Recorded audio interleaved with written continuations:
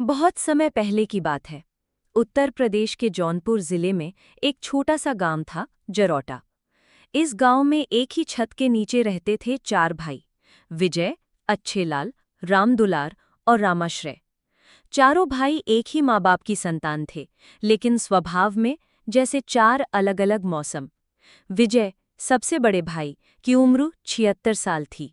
शांत, सीधे साधे और संत स्वभाव के इंसान। उनका जीवन सादगी से भरा था।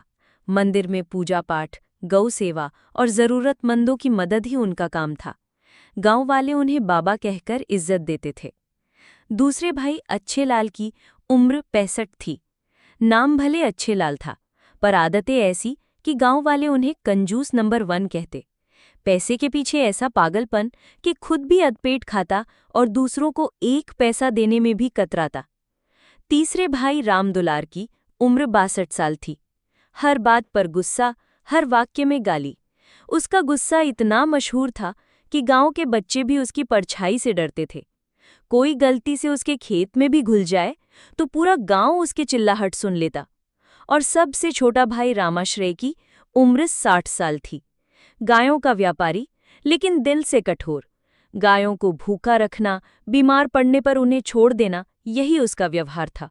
उसके पास पैसा था और वही उसकी ताकत बन चुका था। वक्त गुजरता गया। चारों भाई अपने अपने स्वभाव में मस्त थे। गांव उन्हें पहचानता था, लेकिन प्रेम या सम्मान से नहीं, बल्कि आदतों से, डर से, मजबूरी से। एक दिन गांव में एक बूढ़ा सन्यासी आया। उसने चारों भाइयों को देखा, एक नज़र में जैसे उनकी आत्मा को भेद गया हो। उसके चेहरे पर कोई उपदेश नहीं था, लेकिन उसकी मौजूदगी ने जैसे एक सवाल छोड़ दिया। उस रात चारों भाइयों को नींद नहीं आई। विजय सोचने लगा, क्या उसने कभी खुद के लिए कुछ जिया? अच्छेलाल को लगा, जो पैसा उसने जोड़ा है वो आखिर किसके काम आएगा? रामदुलार की आत्मा कांप गई, क्या उसकी पहचान हमेशा गुस्से से ही जुड़ी रहेगी? और रामाश्रय की आंखों में पहली बार उन गायों की छवि उभी जिन्हें उसने कभी दर्द में तड़पता छोड़ा था। सुबह जब सूरज उगा, जरौटा बदल चुका था। विजय ने अपने आंगन को बच्चों की पाठशाला बना दिया। अच्छेलाल ने अपने घर के सामने एक प्याऊ बनवाया, जहां हर राहगीर पानी पी सके। रामदुलार अब बोलने से पहले सोचने लगा, और रामाश्रय ने अपने पुराने कारोबार को छोड़कर एक गौशाला खोल दी।